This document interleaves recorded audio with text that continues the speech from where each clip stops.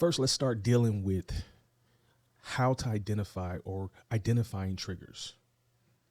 And one of the things that we're going to do in laying this foundation in this groundwork, I'm going to teach you how to identify the triggers. And identifying triggers includes past traumas, unresolved emotions, and the external stressors.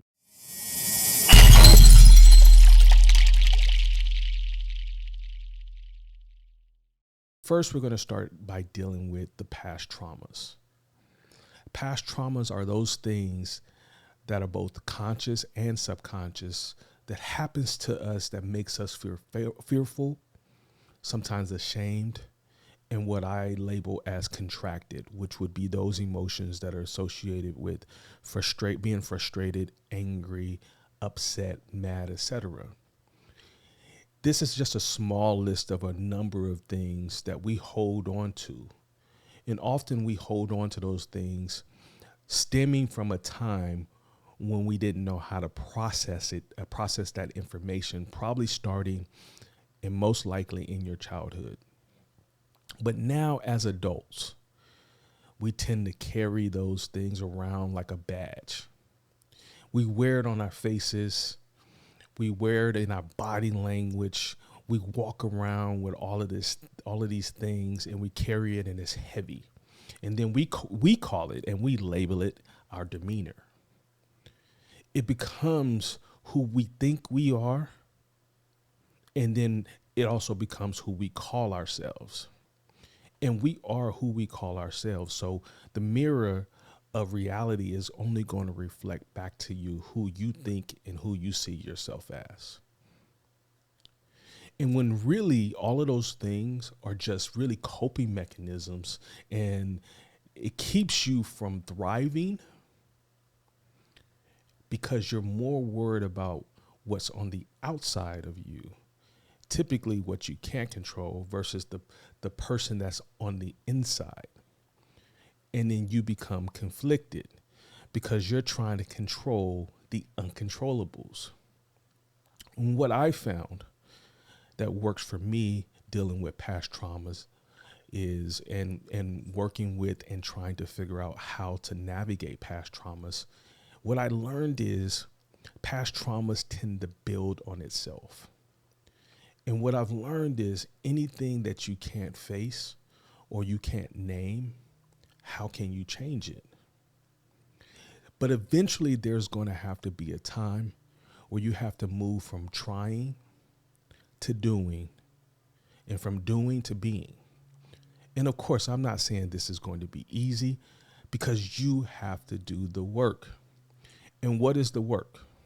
The work is sitting with yourself long enough to hear what actually is going on, to understand what actually is bothering you, what actually is triggering you. I did this in my own life. And at some point, you have to say to yourself, I'm sick and tired of being sick and tired. And it's in those low moments that I found after I got buried, I had to ask myself, Prince, are you going to continue to lay in this stupor that you're in, or are you going to rise to the occasion?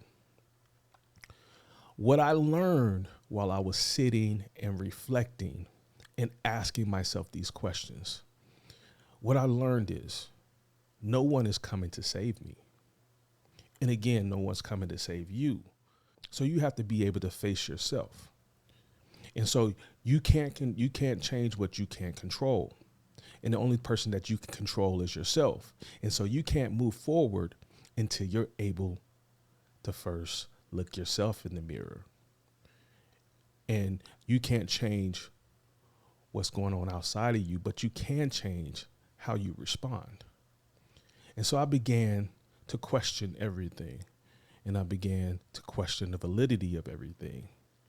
And that's when I started to deprogram myself. And yes, I am a Star Wars geek.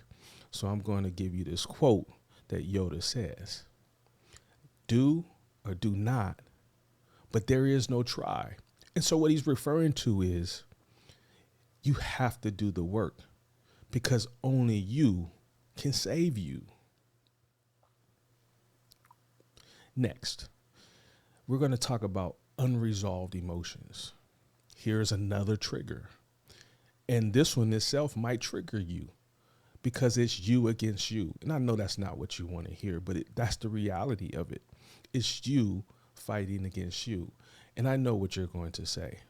Well, so and so did this to me, and so did that to me, or it's because of this situation, or it's because of that circumstance. But here, let me tell you, only you are responsible for your feelings. And I know what you're going to say about that as well. Well, how can I be responsible for my feelings when somebody else is triggering me? And that's true. And I'm not resolving anybody of any responsibilities. You have the right to feel how you feel.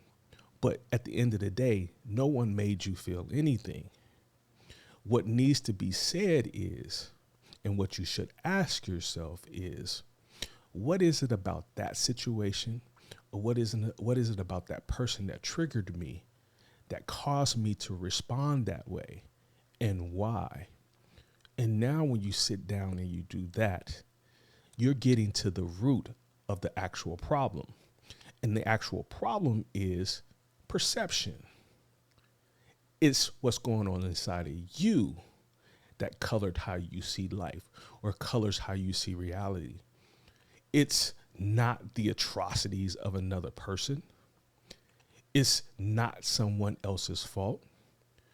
It's not someone else's responsibility to walk on eggshells to make you feel better.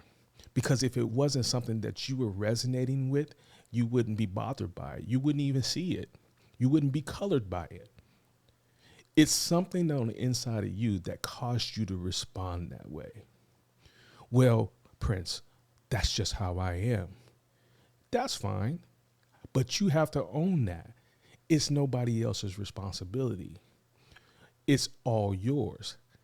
No one else is to blame. And you have to own your shit. I remember when I was switching jobs. So I work in sports. And at this point in my career, I'm feeling the pressure of moving up and also moving on to something which I thought was a better fit for me at this point in my life.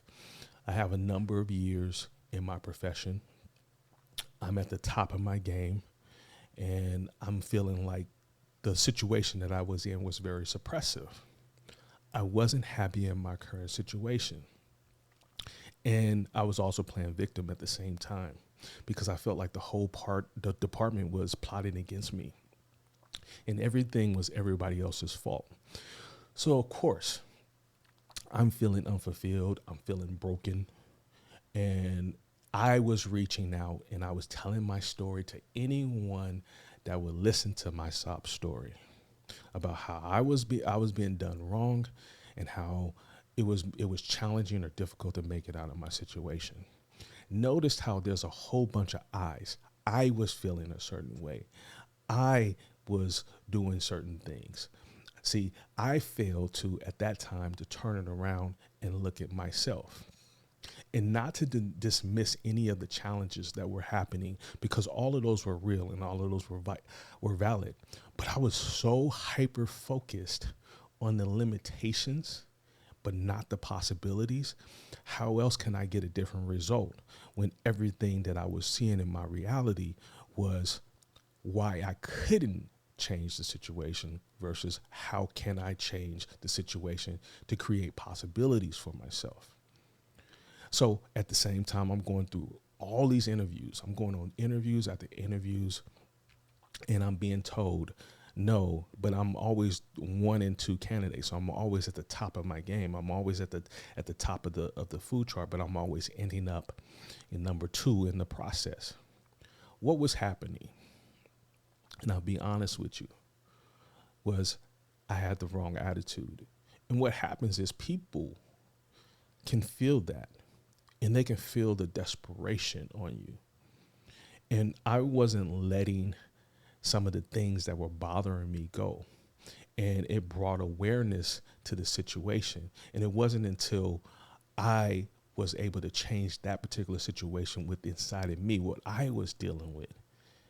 And I was able to finally let a lot of that stuff go, that my situation changed. So one of the things that I did during this time, I put my attention into into mentorship. And I had a lot of students at that time underneath me who were aspiring to be in the profession. So I put my energy, essentially what I was doing, I put my energy into something I could control. And I put my efforts and attention into other folks and elevating them. Not only did this change my energy, but something magical happened, almost without me really even expecting it to at this point, because I have to admit, I almost kind of gave up on, moving on with my own personal aspirations. What happened was I started to be sought out for my work versus begging and pleading for work. This was my ta-da moment. But the moral of the story is, this is what I need you to wrap your mind around. It's no one's coming to save you. And you have to save yourself. And it wasn't until then that I started to see things change. Next of the triggers is dealing with external stressors. Have you ever noticed that when you're tired and you're cranky, you're frustrated, or you're sad, you become very short-tempered, or you have a short fuse? It's during these times that you're more prone to fly off the handle. Well, of course, you're human. We all go through those things, including myself. Admittedly so. And see, although my demeanor most times is cool, I'm calm, and I'm collected, you catch me at the right time, I might just bring that thunder and I might bring that lightning. It's the external triggers that I would like you to notice that begins to feed your ever-ending loop. And if you're not aware of it consciously, and you're not consciously trying to break the cycles of trigger and response, that's what gets you in trouble. What I had to work towards during these moments of extreme pressure is leaning into and learning how to respond instead of reacting. I tried everything, but it didn't dawn on me until I started listening to this podcast. I like to listen to podcasts while I'm working out. And while I was listening to this podcast, I was listening to this guy, and he would just so happen to be talking about some religious principles. And one of the things that he said in his podcast, it says, and I asked you the same question he was asking us in the middle of his speech, was in those times of heated debate and arguments and stress. Let's say you're having an argument with a spouse or someone else. Let's say somebody showed up at your house that you respected. Let's say a pastor, and he came over to the house at that moment, and you're at the peak of your frustration. You would most likely straighten up and present yourself to be a calmer, more put together person. What's that speaking to? And this is so true on so many levels. And what this is speaking to is you have full control over your emotions. You may not think you are, but you absolutely are in control. The moment before, although it's very brief, before you respond or you react, it could have been a moment of response. It's those brief moments that you have to train yourself to be able to respond versus reacting. It's in those brief moments, that little bit of separation, that little bit of gap, where you can take time and then you can practice some of the techniques we're going to talk about moving forward. This leads me to the 4 other methods of working through your issues. Now that we have identified what those triggers are, have you ever practiced mindfulness and self-awareness? These are important strategies, especially when it comes to recognizing triggers. We talked about practicing strategies in order to give yourself space and time in order to teach you how to respond versus reacting. These are one of those things, or these are a couple of things that I've used personally to help bring some awareness to my situation or some mindfulness to my situation. They're such valuable skills, and what they accomplish is just like you go to the gym and you have to work your muscles in the gym to get stronger and more resilient. Just like training your emotional with training your emotional muscles, you have to train those as well, so you can become more mindful and more resilient in those times of duress and stress. So there needs to be training for emotional regulation. And again, no one is responsible for you, and no one is coming to save you. I have personally experimented with a few of these things, but you have to find what's right for you. One of the things that I use on a more regular basis, and I use meditation and I get silent. What meditation allows me to do, and this is the way that I do it, it allows me to sit in silence. And when I sit in silence, I don't necessarily do anything. There's a lot of different strategies. But for me, I allow whatever is in my subconscious or whatever is on my mind or whatever is pressing me to come up. And I don't judge it. I watch the thoughts, and then I allow it to pass through me, or I allow it to do a work through me. And this is how you process emotion. This is how you process feelings. Is you still have to feel the feelings because you're human and you have human emotions. The trick is not to attach to them. The trick is to be able to step back outside looking in and to question if what you're believing and feeling is even serving you or how it serves you. This is a very powerful, powerful experience, and it will change your life. It's one of those things you have to try it for yourself. I wouldn't have believed it if I didn't witness for my own self how it helped change and help me understand how to let go of those repressed and those suppressed feelings so you can be free. Here's another technique: journaling. I'm not as consistent with journaling as I used to be, but it's something about writing something down instead of just spinning the wheels in your mind. And I know we all been there. I've been there.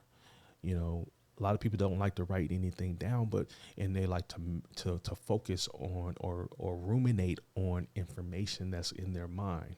They have a bunch of ideas in their heads, but it's something about writing it down and putting pen to paper.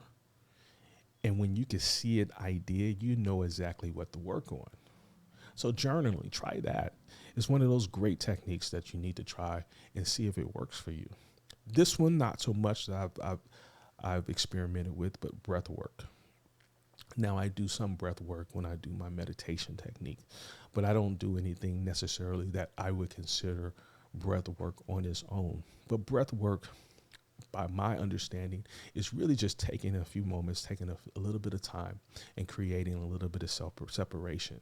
And by you focusing on your breathing and getting out of your mind and bringing your focus and attention into your body, you become present in the moment, which separates you from everything that's external to yourself. And so number 3 technique, or the number 3 strategy, is emotional regulation. Now, this is another technique that you want to put into your toolbox when it comes to dealing with emotional reactions and triggers. Now, like deep breathing or progressive muscle relaxation, one of the ones that of these strategies that I want to bring to your attention and bring to your awareness that I focus on a lot is visualization. Visualization is powerful, powerful, powerful. Again, remember, tying it all back in, you cannot change what you cannot face. And so what visualization allows you to do is to work on those unresolved issues.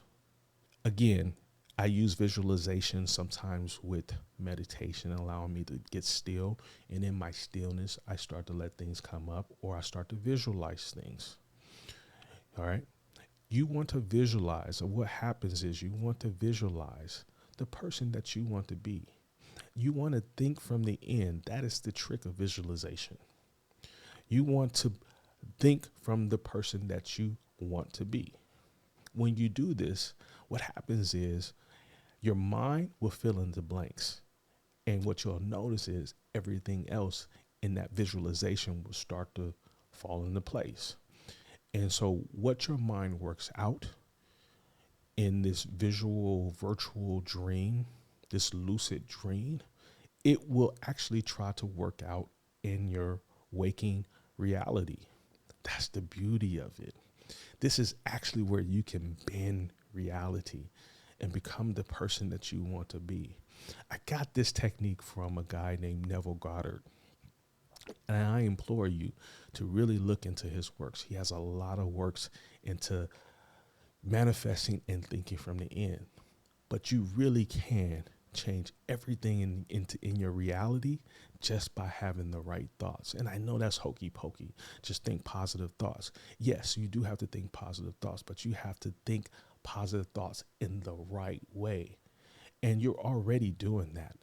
Whether it's good or bad, you're manifesting regardless of the fact. You're manifesting good and you're manifesting bad all the time. So you might as well be conscious about what you're manifesting. The fourth strategy is called cognitive restructuring.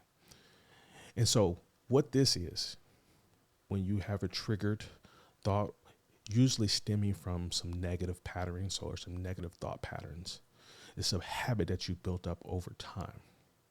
And we all know what habits are. Habits over time then become patterns. So then it becomes subconscious at that point. So after you've released, you visualized, you thought of the person you want to be, you've changed your virtual reality, you've changed how you want to be in actual reality. After you released those thoughts, those habits, and those patterns, they create a void. So something has to fill that void, or you're going to be pulled back into what you know is normal or what you know is comfortable.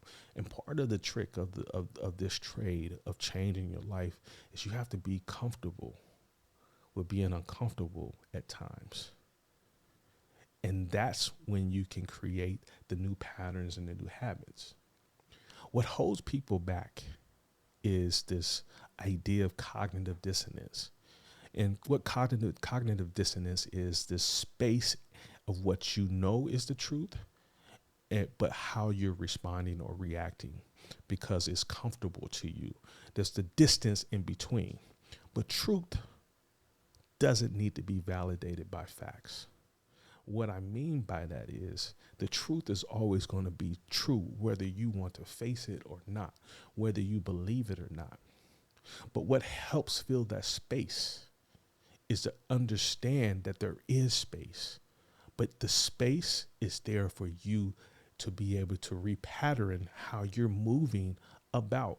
This means your mindset, your limiting beliefs, growth, and what everybody talks about, being authentic. Everybody talks about being authentic, but no one is telling you how to get there. And I'm working really, really hard to provide value for you, to teach you how I did it, and to give you tools to be able to do it for yourself. Now, this doesn't resolve you. If you really need further help, please feel free. And I implore you to seek out support or professional help. This is uber important. There's some things you just can't handle by yourself, and so does that need to be your friends? Does that need to be your family? If you can't go to them, find a mental health specialist, someone who's skilled enough to help you deal with those challenging triggers. They'll be able to discuss therapy, support groups, counseling, in processing, helping you process those childhood traumas, adult traumas, and maybe helping you teach you further coping strategies. As we wrap up, remember that overcoming triggers is a journey, and it's okay to seek support along the way. I want you to check out my other videos on how to build resilience and emotional strength so you can continue your growth journey. Don't forget to subscribe. If I'm providing value for you, don't forget to subscribe to this content because it is tailored for your well-being and personal development.